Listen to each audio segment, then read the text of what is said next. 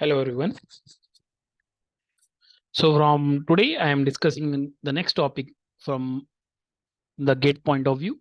The next topic which I am following is probability and statistics. In GATE generally covers, in GATE you will generally get about 2 marks in the mathematics section and 1 mark question of from this probability section will be given in your aptitude.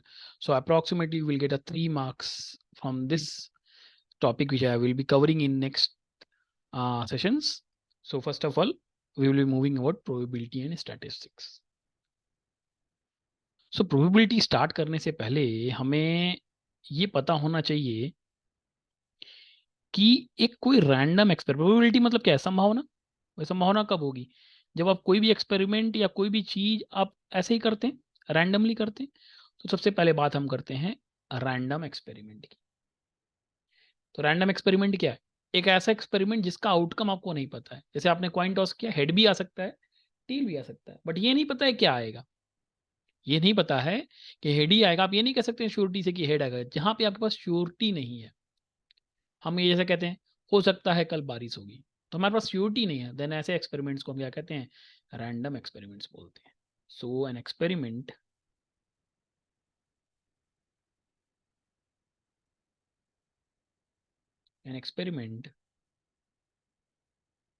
whose output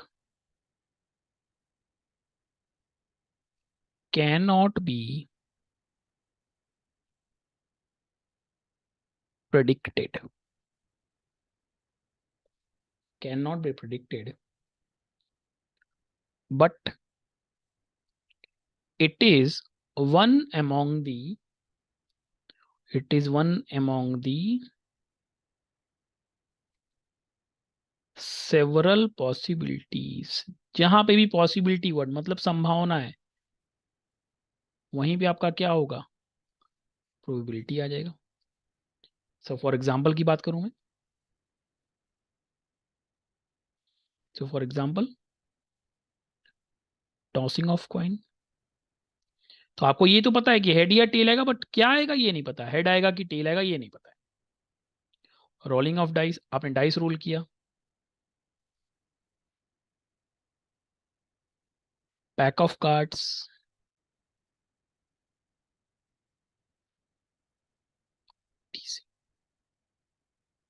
next. So अब मैंने यहाँ पे एक term word use किया है, event. तो event क्या होता है?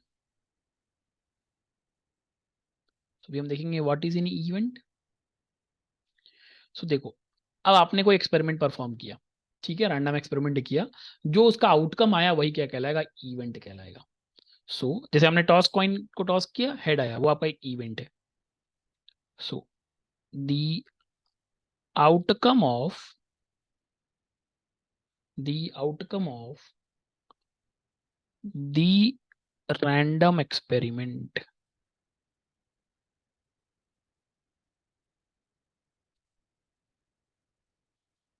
Is called event.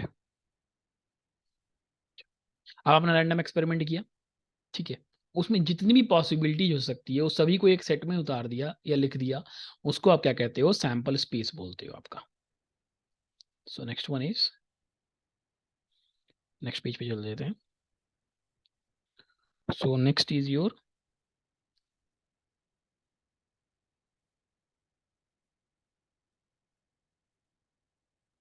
Sample space. क्या होता है sample space?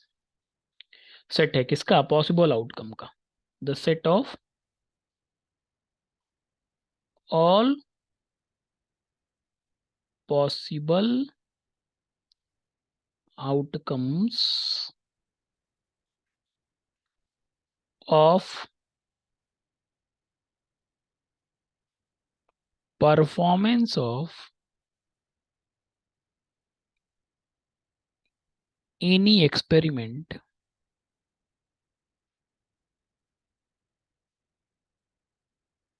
is called sample space. उसी को हम क्या कहते हैं? आपका सैंपल स्पेस बोलते हैं, ठीक है। उसी को हम क्या कहते हैं, सैंपल स्पेस बोलते हैं। चलो देखते हैं। फॉर एग्जाम्पल, पहला एग्जाम्पल, टॉसिंग ऑफ कॉइन।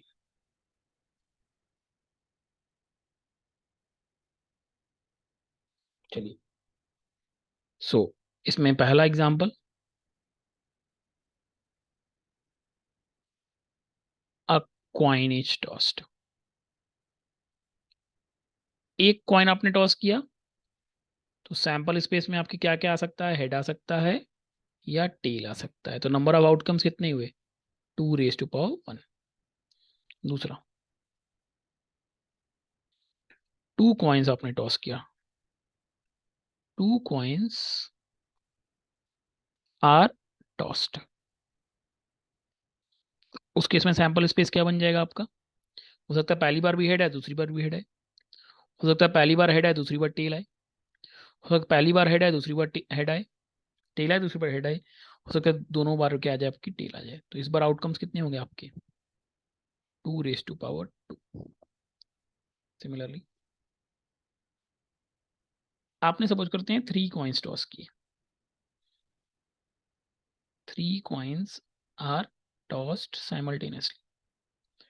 उस केस में आपके सैंपल स्पेस में क्या हो सकता है, हो सकता है पहले तीनों पे हेड आ जाए। हो सकता है पहले 2 पे हेड आए, तीसरे पे टेल आए। हो सकता है पहले पे हेड आए, दूसरे पे टेल आए, तीसरे पे हेड आए। हो सकता है पहले पे टेल आए, बाकी दोनों पे हेड आ जाए। हो सकता है पहले पे हेड आए, बाकी दोनों पे टेल आ जाए। हो सकता है पहले पे टेल, दूसरे पे हेड, तीसरे पे टेल आ जाए। हो सकता है पहले पे टेल, दूसरे पे टेल, तीसरे पे हेड आ जाए। या फिर हो सकता है तीनों पे टेल आ जाए। सो कितने हो गए, 1 2 3 4 5 6 7 8। सो टोटल नंबर आउटकम्स इसमें कितने आ गए, 2 का क्यूब। तो आप एक चीज देख रहे हो यहाँ पे हम, कि जितना आप कॉइन टॉस कर रहे हो वो मल्टीपल बन रहा है 2 का। सो मैं यहाँ से लिख सकता हूँ,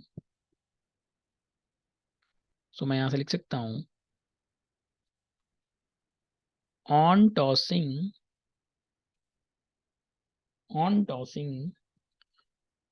अ कॉइन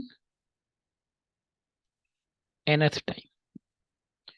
तो number of elements in sample space कितने होंगे,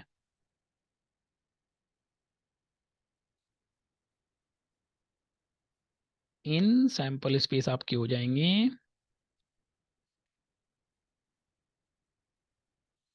2^n। अच्छा, दूसरा एग्जांपल, आपका होता है टॉसिंग ऑफ डाइस। तो इसमें सब कुछ करते हैं हमने,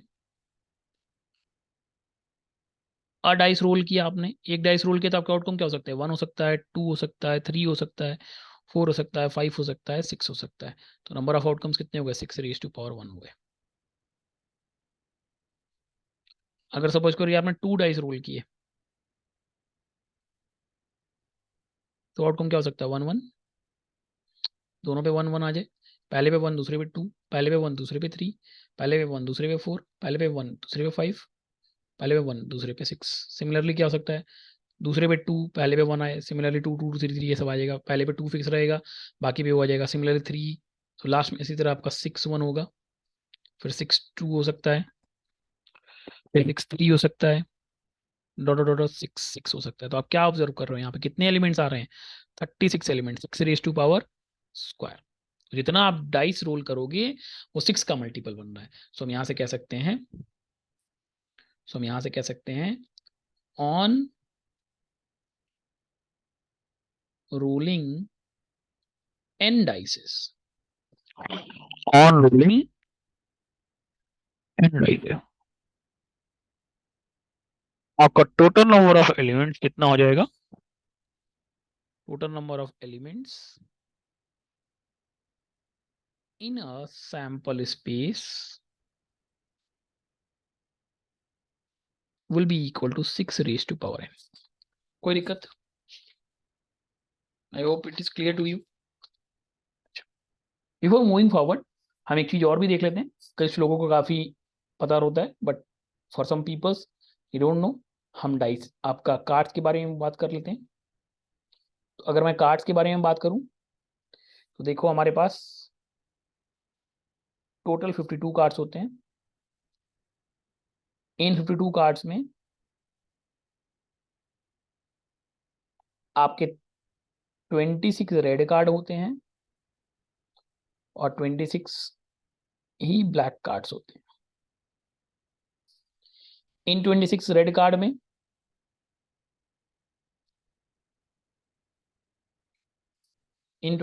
कार्ड में आपके पास एक 13 कार्ड्स की सेट होता है। हर्ट होगा।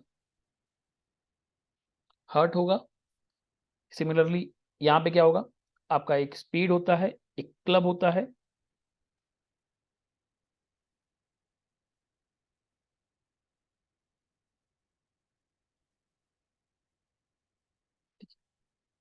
थर्टीन कार्ड्स 26 कार्ड्स में से आपका 36 कार्ड ऐसे होते हैं।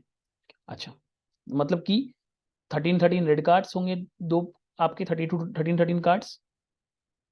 इसके बाद आपका ओके, और एक और आता है ब्लैक कार्ड्स में भी आपके 13 होंगे। ब्लैक कलर चूज कर लेता हूँ, ब्लैक में भी आपके पास 13 होंगे। देख लेते हैं कौन कौन से होते हैं। ठीक है, 13 हार्ट्स, 13 डायमंड्स। तो हार्ट और डायमंड 13 रेड कलर के होते हैं। फिर 13 स्पीड्स, 13 क्लब्स होते हैं। ठीक है, ओके। चलिए, अभी हर एक 13 कार्ड्स में आपका क्या होता है, आगे बढ़ते हैं। हर एक कार्ड में 13 कार्ड के सेट में आपका एक किंग, एक क्वीन और एक जैक होता है। और इन्हें ही हम क्या कहते हैं, आपका फेस कार्ड्स कहते हैं। सो अगर कोई पूछेगा आपसे total number of face cards कितने हो जाएंगे, so total number of face cards, so हर एक सेट में 3 फेस कार्ड हुए, तो हमारे पास 4 सेट्स हैं, इसलिए 12 फेस कार्ड्स अवेलेबल है। अच्छा, एक और चीज, इसके अलावा हर एक सेट में एक एस कार्ड होता है। तो टोटल नंबर ऑफ, किसी ने आपसे पूछा आप total number of S card बता दो, total number of S cards बता दो। तो हर एक सेट में एक एक, सो 4 एस कार्ड्स होते हैं। बाकी हर एक आपके 1 2 3 4 बाकी और जो नंबर्स हैं, बट मेजोरिटी जो आपकी बात थी वो इन्हीं की थी कि आपके फेस कार्ड्स क्या होते हैं। तो फेस कार्ड्स मैंने बता दिए, किंग क्वीन जैक। इसके अलावा 13 heart, 13 diamond, 13 spade, 13 clubs. Heart और डायमंड आपके रेड कलर के होते हैं, स्पेड और क्लब्स आपके ब्लैक कलर के होते हैं। ठीक है, ओके। चलिए, सो अभी हम आगे बढ़ेंगे और अब बात करते हैं हमारी प्रोबेबिलिटी होती क्या है।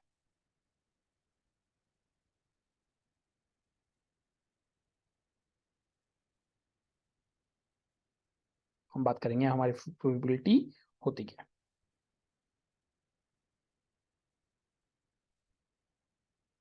या प्रोबेबिलिटी से जाने से पहले, जैसे मैंने बात की थी इवेंट्स की, मैंने क्या बात करी थी, कुछ इवेंट्स की बात करी थी, राइट। चलिए पहले इवेंट्स को ही समझ लेते हैं, या पहले चलिए प्रोबेबिलिटी को ही बात कर लेते हैं। तो सबसे पहले प्रोबेबिलिटी क्या होती है।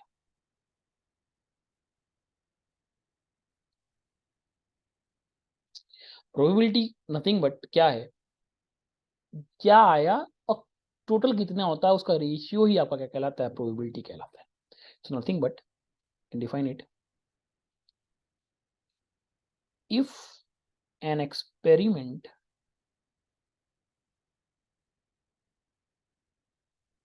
is conducted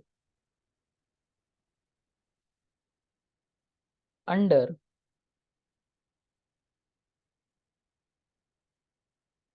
essentially conditions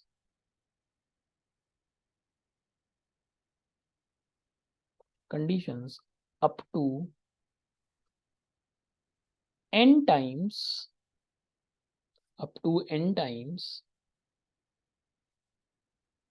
let m be cases which are favorable means जो हमारे आए, favorable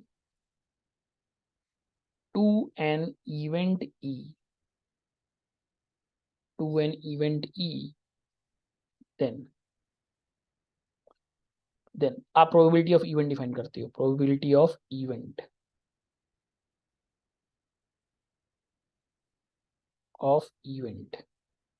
that is PE. This is nothing but it is equal to number of favorable outcomes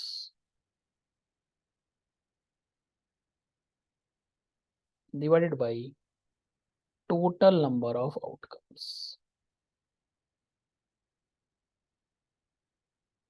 That is equal to M by N. So this is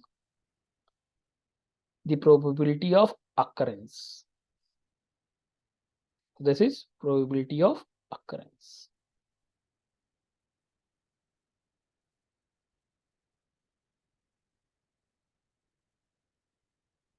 Of any event. Next है, so probability of failure क्या हो जाएगा?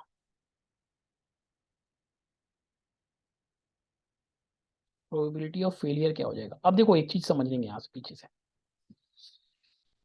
इसका मतलब max to max probability of occurrence की value क्या होगी? 1 के बराबर हो सकती है या 1 से छोटी होगी, और दूसरी चीज वो कभी नेगेटिव नहीं होगी, तो हमेशा ग्रेटर देन 0 होगी। ठीक है, सो इसका मतलब प्रोबेबिलिटी ऑफ फेलियर क्या हो जाएगा आपको? 1 माइनस पी।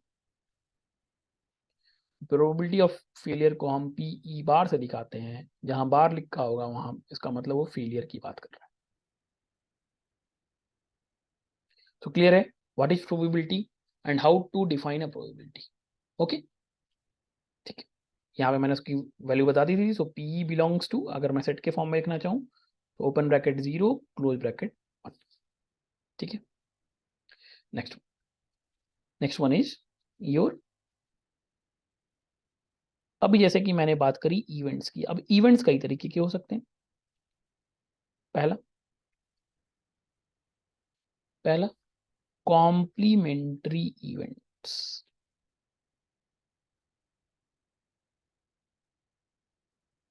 अब ये कॉम्प्लीमेंट्री इवेंट क्या होता है? कॉम्प्लीमेंट्री मतलब वो चीज जो पहले वाली इवेंट में ना हो, तो complementary mean is nothing but, so the event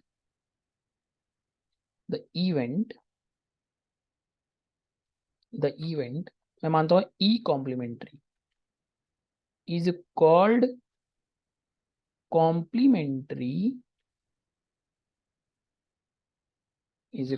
complementary for the event E if it contains the outcomes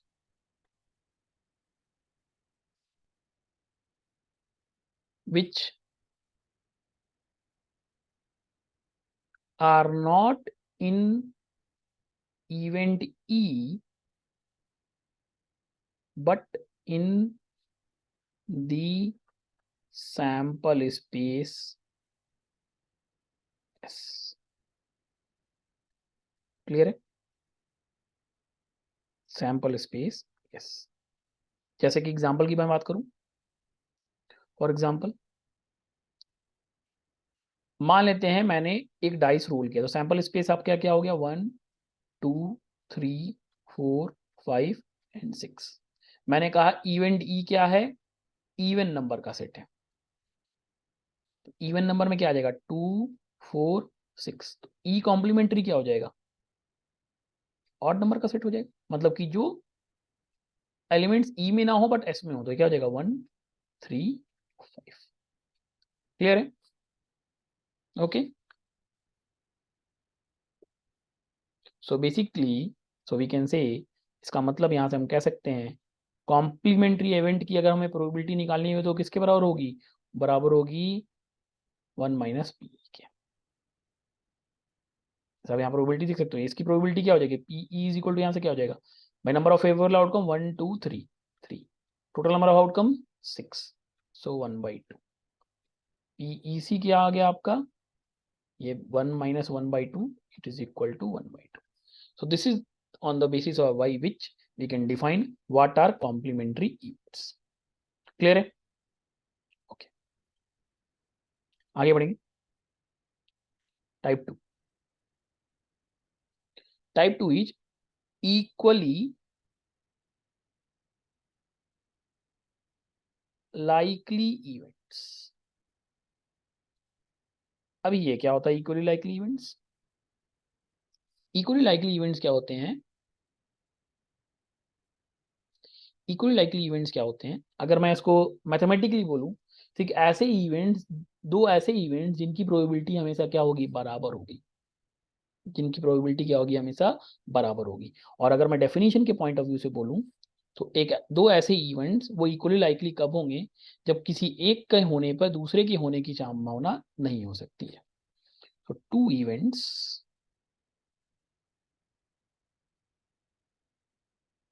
are said to be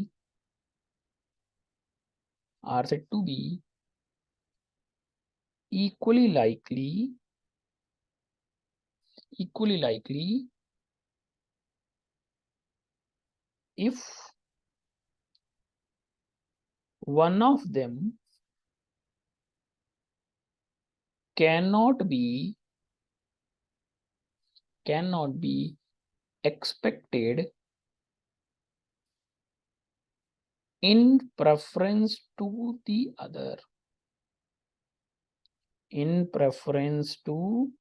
the other. ठीक है. अब जैसे आपने क्या किया, मान लेते हैं, सपोज करते हैं, आपने क्या किया, 52 कार्ड्स में से एक कार्ड बाहर निकाला. 52 कार्ड में से एक कार्ड बाहर निकाला. अब उसमें से कोई भी कार्ड आ सकता है ना.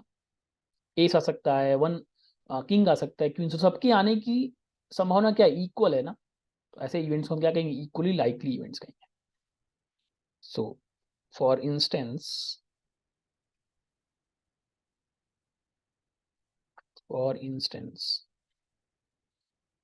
if we draw a card from a pack of well shuffled cards, we may get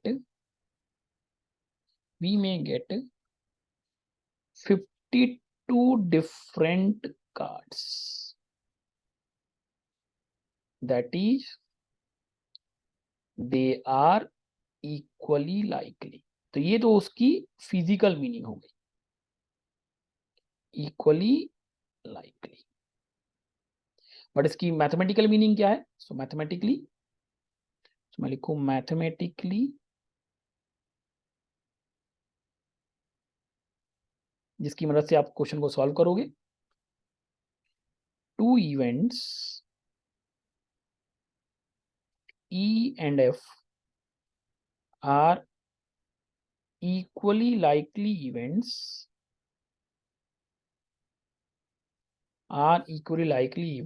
if and only if probability of E is equal to probability of F. Clear है? सो इक्वली लाइकली इवेंट और complementary event clear है. ठीक है, आगे बढ़ेंगे. Next type of event देखेंगे. So next type of event है आपका mutually exclusive events. Mutually exclusive events. Mutually exclusive events. Next type of आपका एलिमेंट है म्यूचुअली एक्सक्लूसिव इवेंट्स. ऐसे इवेंट्स कोई म्यूचुअली एक्सक्लूसिव कहोगे, जैसे मान लो अगर पहला आया तो दूसरा नहीं आएगा, दूसरा आया तो पहला नहीं आएगा. जैसे मैं कहता हूँ, क्लास की एग्जांपल दूं कि अगर राम आएगा तो श्याम नहीं आएगा, श्याम आएगा तो राम नहीं आएगा. तो ऐसे इवेंट्स को हम क्या कहेंगे? म्यूचुअली एक्सक्लूसिव इवेंट्स कहेंगे. तो पहले इसका फिजिकल मीनिंग देते हैं. Two events are said to be mutually exclusive are said to be mutually exclusive when the occurrence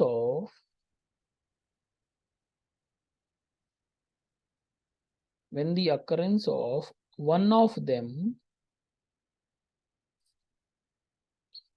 excludes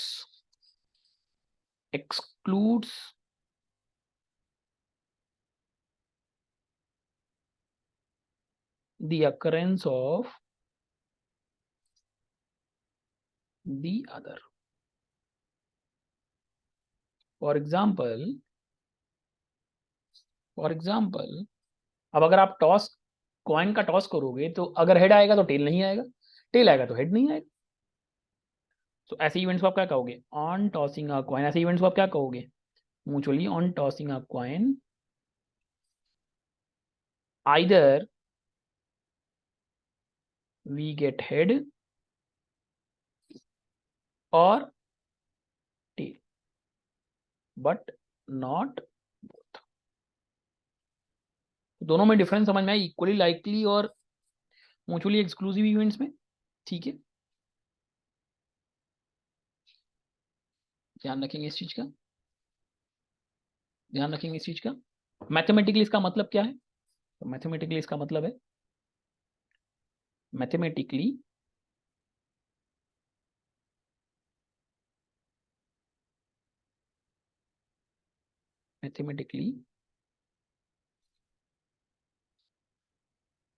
events A and B are said to be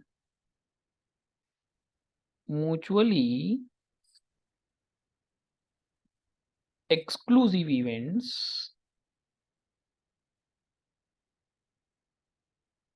if P A intersection B is equal to 0, that is A intersection B is equal to 5।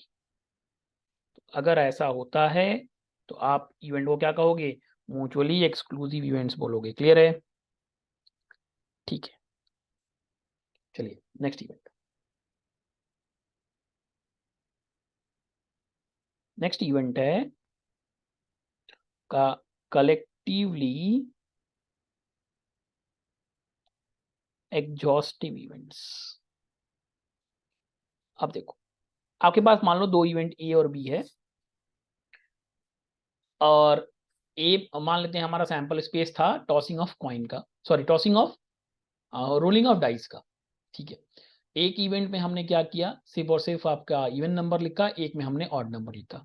और अगर उन दोनों को जोड़ने पे हमें sample space बनता है तो ऐसे इवेंट्स को हम कलेक्टिवली एग्जॉस्टिव इवेंट्स कहते हैं। मैं लिखता हूं, two events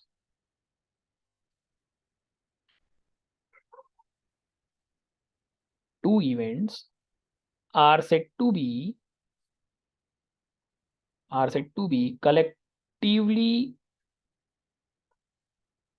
exhaustive events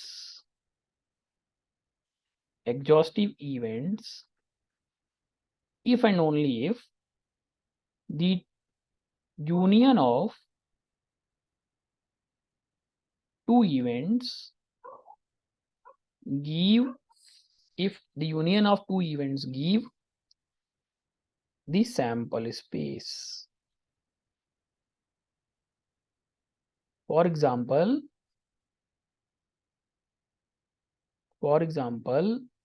S is equal to event is tossing of event is, for example, event is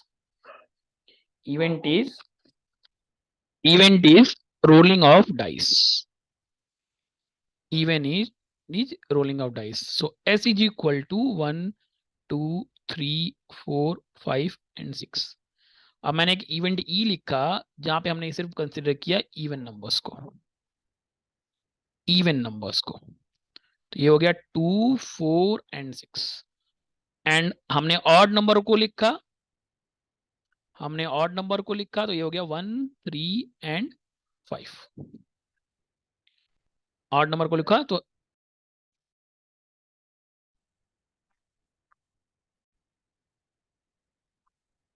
तो हमने दो इवेंट डिफाइन किया, ई एंड एफ, जहां पे आपके पास इवन नंबर और ऑड नंबर लिख दिया।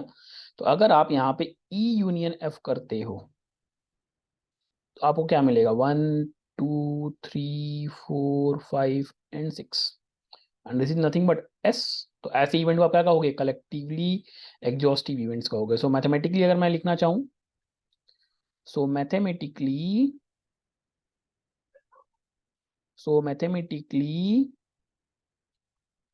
Mathematically if P E union F वो आपके बराबर हो पी एस के, और ये बराबर हो जाए 1 के, तो ऐसे इवेंट्स को आप क्या कहोगे, then E and F are exhaustive events, collectively exhaustive events. ठीक है, चलिए नेक्स्ट वन। नेक्स्ट आपका टाइप है इंडिपेंडेंट इवेंट का।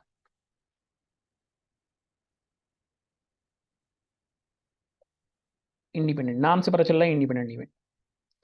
कोई दो ऐसे इवेंट्स इंडिपेंडेंट कब होंगे, कोई भी इवेंट को आप इंडिपेंडेंट कब कहोगे, जब पहले के होने से दूसरे पे कोई असर ना पड़े। ठीक है, कोई हो चाहे ना हो उसकी वजह से दूसरे पे कोई इफेक्ट नहीं पड़ता हो, तो इंडिपेंडेंट इवेंट हो जाएगा टू इवेंट्स, ब्लू पेन से लिखते हैं, two events are said to B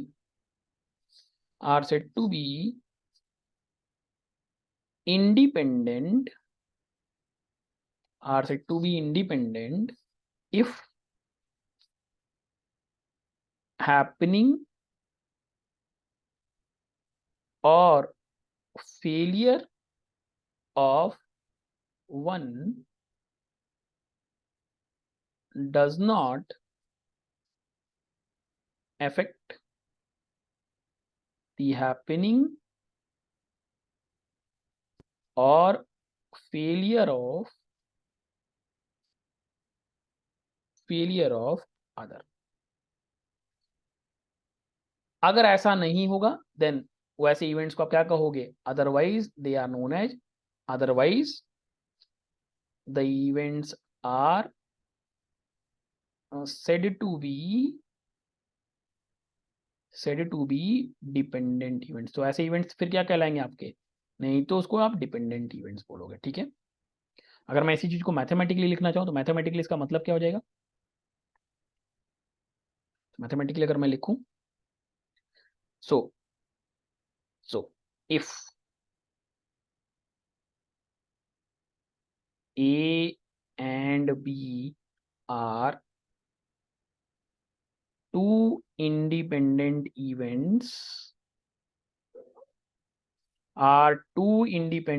events then PA intersection B is equal to PA into PB, it is equal to PA into BB, that is probability of occurrence of A and B, probability of occurrence of A and B। अगर suppose कि आपके पास तीन event होगा तो P A intersection B intersection C, तो it will be equal to P A into P B into P C. कब, ये कब है, जब A B and C are three independent events. Clear है। अच्छा, अगर किसी ने आपसे पूछा, आप उसको बताओ प्रोबेबिलिटी ऑफ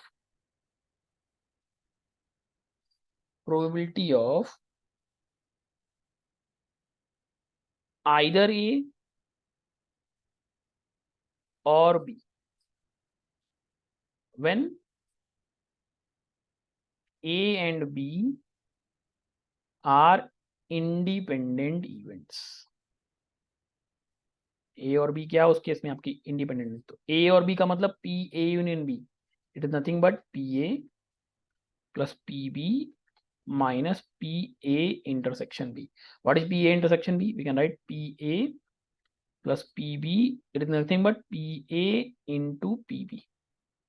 तो जरा देखेंगे हम क्या आया, ये PA आ गया प्लस PB आपने कॉमन ले लिया, ब्रैकेट में क्या बन गया, 1 माइनस PA बन गया, and 1 minus PA is what, PA bar. So PA union B is nothing but it is equal to PA plus PA plus PA plus PB PB PB into PA बार। और इसी को आप दूसरे तरीके से भी लिख सकते हो। अगर मैं यहाँ से PA कॉमन लेता तो 1 माइनस PB बनता, तो मैं इसको दूसरे फॉर्म में भी लिख सकता हूँ, किस तरीके से, और PA union B is equal to PB plus PA into PB bar. तो आप कोई में से जो भी आपको इक्वेशन यूज करना चाहो तो आप यूज कर सकते हो। तो ये आपकी कंडीशन है किसकी, ये आपकी कंडीशन है इंडिपेंडेंट इवेंट्स की। क्लियर है? ठीक है। लास्ट बट नॉट लीस्ट एक थ्योरम है हमारा यहाँ पे, डी मॉर्गन्स लॉ। ये आपने सेट्स के चैप्टर में हमने पहले पढ़ा होगा अपने इंजीनियरिंग सिलेबस में। D Morgan's law, D Morgan's law क्या कहता है, यूनियन और इंटरसेक्शन पे वर्क करता है। दैट इज, सपोज करो मैंने कहा ए यूनियन बी का complement it is equal to A complement intersection B complement, and second theorem is A intersection B complement it is equal to A complement union B complement. So these are the two laws which will be used while solving the problems. Clear है? ठीक है, आगे बढ़ेंगे। आगे बढ़ेंगे और कुछ questions को देखते हैं जो बेसिक टाइप के क्वेश्चंस आपके गेट में आए हुए हैं। सो जैसे क्वेश्चन है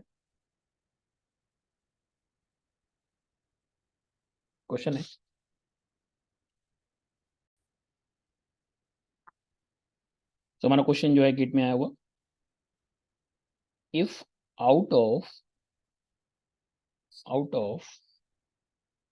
all possible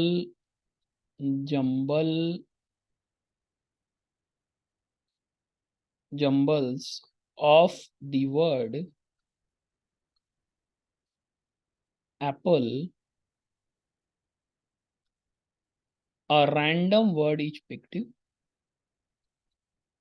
A random word is picked. What is the probability? What is the probability? What is the probability that this word will start with A? हमारा question है। तो कहता है इन्होंने एक वर्ड हमें दिया है एप्पल। तो एप्पल में से उन्होंने कहा आप कितने भी नंबर ऑफ वर्ड्स बना सकते हो, कितने भी वर्ड बनाते हो, हमारे पास 5 वर्ड है, तो आप किसी भी तरह के जंबल्स बना सकते हो। तो जरा देखते हैं, तो हमारा प्रोबेबिलिटी ऑफ एन इवेंट क्या होता है, प्रोबेबिलिटी ऑफ इवेंट होता है आपका, प्रोबेबिलिटी ऑफ एन इवेंट होता है आपका number of favourable outcomes divided by total number of outcomes. पहले देखते हैं हमारा एनएस क्या हो जाएगा।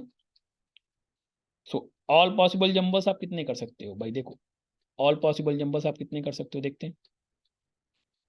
अब मेरे पास 5 वर्ड है, 1 2 3 4 5। अब मैं यहाँ पे ए भी रख सकता हूँ, यहाँ पे पी भी रख सकता हूँ, यहाँ पे पी रख सकता हूँ, यहाँ पे एल भी रख सकता हूँ, यहाँ पे ई रख सकता हूँ। यहाँ पे मैं 5 तरीके के वर्ड्स को लिख सकता हूँ, फिर यहाँ पे मैं 4 तरीके के, फिर यहाँ पे 3, फिर यहाँ पे 2, फिर यहाँ पे 1। What is this, this is 5 factorial. So in 5 factorial ways I can arrange this. Then number of favourable outcome, अब वो कहता है पहला वर्ड आप फिक्स कर दो ए।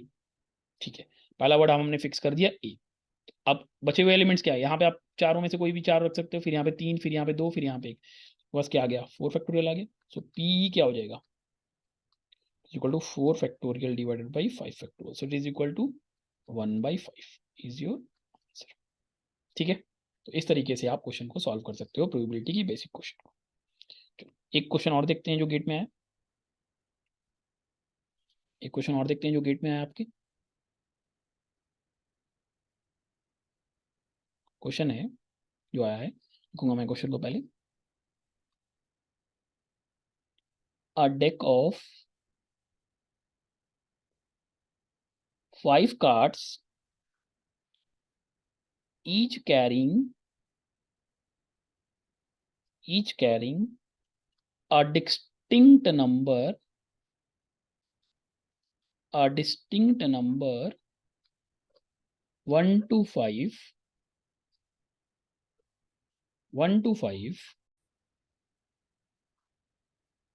distinct number 1 to 5 is thoroughly shuffled. ठीक है, फिर दिया आते हैं टू कार्ड्स, ये आपका आया है गेट 2011 का क्वेश्चन है ये। Two cards are then removed, two cards are then removed one at a time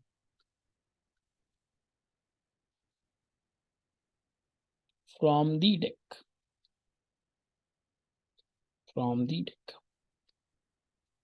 so what is the probability that the two cards are selected with the number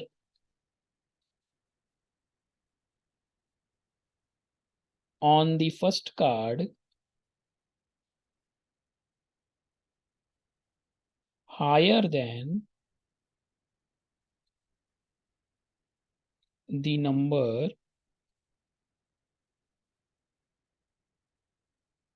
on the second card।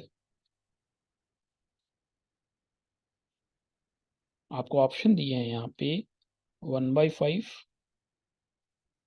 4/25,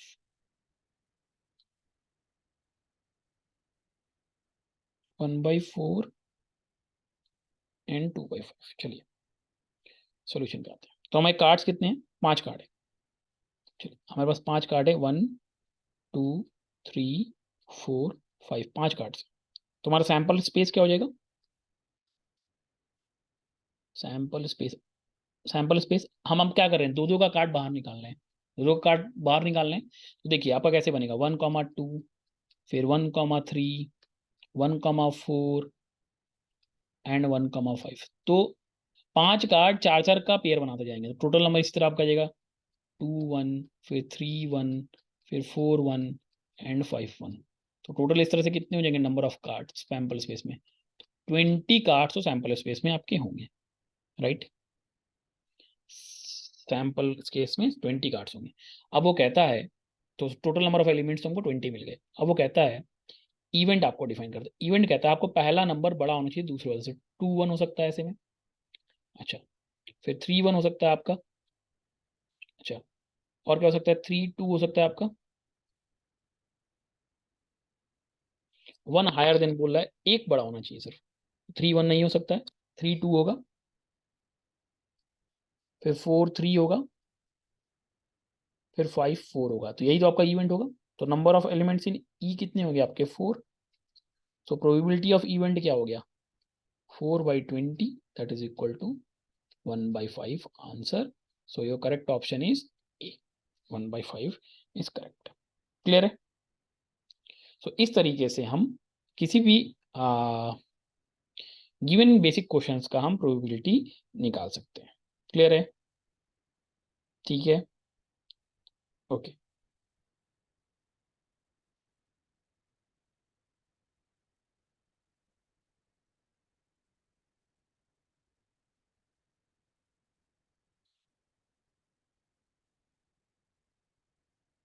ठीक है,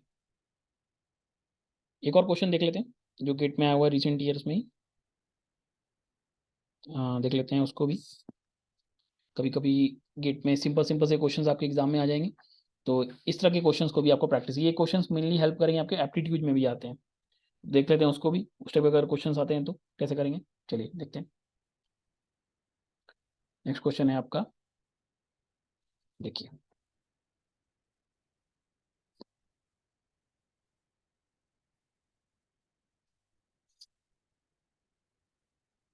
a bag contains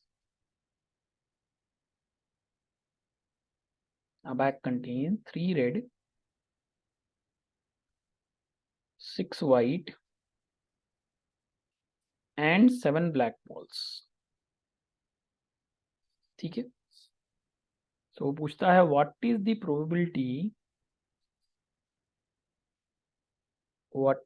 probability that 2 balls drawn are white and black. Solution में चलते हैं, ये fill in the net type question आया था, solution में चलेंगे। ठीक है, तो टोटल नंबर ऑफ बॉल्स कितनी है आपकी, red plus white plus black, कितनी बॉल्स हैं देख लेते हैं। 6 3 9, 9 और 7 16 नंबर ऑफ बॉल्स हैं। कितनी बॉल हमें निकालनी है, 2 बॉल निकालनी है। सो टोटल नंबर ऑफ आउटकम्स, सबको क्या करना है, 16 बॉल्स में से 2 बॉल निकालना है, तो 16 3 2 वेज आप निकाल सकते हैं। अब उसने क्या कहा, विड्रॉइंग, अब एक बॉल रेड हो ब्लैक हो, एक बॉल व्हाइट हो, सो विड्रॉइंग ऑफ व्हाइट बॉल, एक व्हाइट बॉल निकालने की प्रोबेबिलिटी होगी, आपके पास व्हाइट बॉल कितनी 6 है, तो 6c1। सिमिलरली ब्लैक के लिए कितनी हो जाएगी, ब्लैक बॉल निकालने के लिए 7c1। So probability of event क्या हो जाएगा आपका, 6c1 into 7c1 divided by 16c2, it is equal to 6 into 7 divided by 16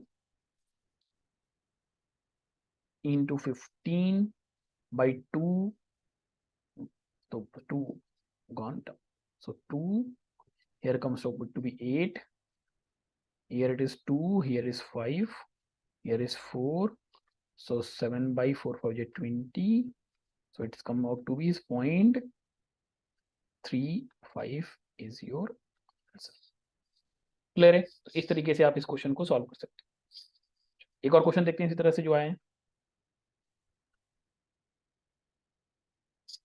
ये क्वेश्चन ये है, a box contain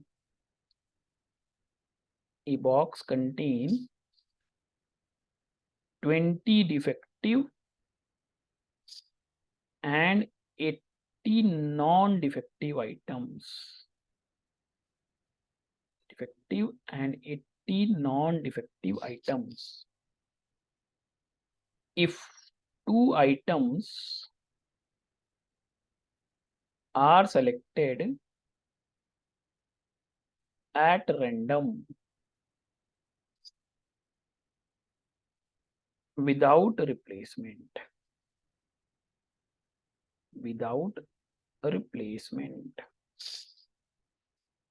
then the probability of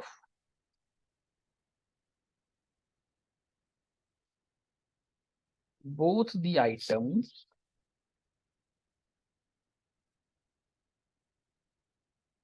being defective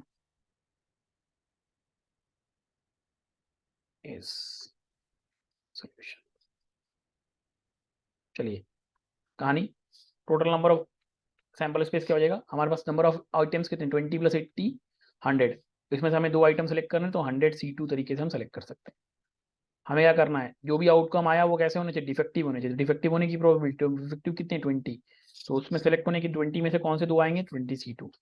so probability क्या हो जाएगी, NE/NS, so it is equal to 20c2 divided by 100c2। अब आप इसको solve करोगे तो ये हो जाएगा 20/19 whole divide by 200 into 99, similarly ऊपर भी 2, so this 2 से 2 cancel, this one gone, here comes out to be 5, so it is equal to 19 divided by 495, this is your answer. Clear है, तो इस तरीके से आप छोटे छोटे बहुत इजी से छोटे छोटे क्वेश्चंस आप सॉल्व आउट कर सकते हो, जो गेट में कभी ना कभी पूछे हुए हैं पिछले रिसेंट ईयर्स में। चलिए एक और क्वेश्चन इसी पे देख लेते हैं, और भी इसी तरह के कई क्वेश्चंस आए हैं, उनको भी देख सकते हैं।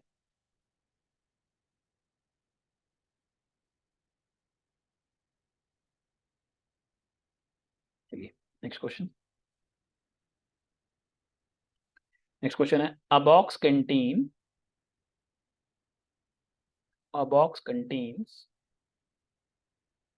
5 black and 5 red balls. 2 balls are drawn randomly picked one after another। अब देखिए दोनों एक साथ नहीं निकाला गया, पहले एक निकाले गई फिर दोबारा दूसरी निकालेगी। From the box without replacement. ये क्वेश्चन में ध्यान से आप देखेंगे कि वो रिप्लेसमेंट बोल रहा है या नहीं बोल रहा है। Without replacement the probability of